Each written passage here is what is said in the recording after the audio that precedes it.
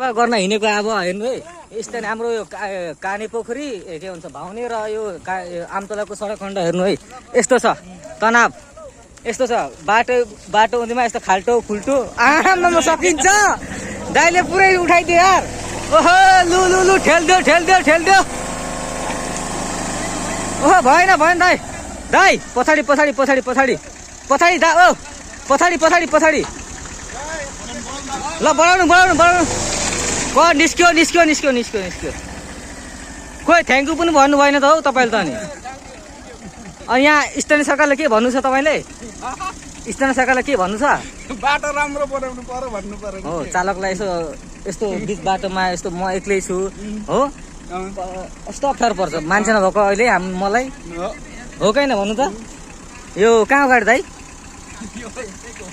यतैको भन्नाले यतैको ल ठिक छ गाडी नम्बर म टिपिहाल्छु हेर्नु है कसको गाडी हो यो ल म चाहिँ गएको अब यस्तो तरिकाले यस्तो बाटो चाहिँ यस्तो टुटबुट चाहिँ हुनु भएन हाम्रो भनाइ चाहिँ त्यो स्थानीय सरकारको चाहिँ ध्यान आकर्षण गरौँ भनेको अब खोइ हुन्छ कि हुँदैन अब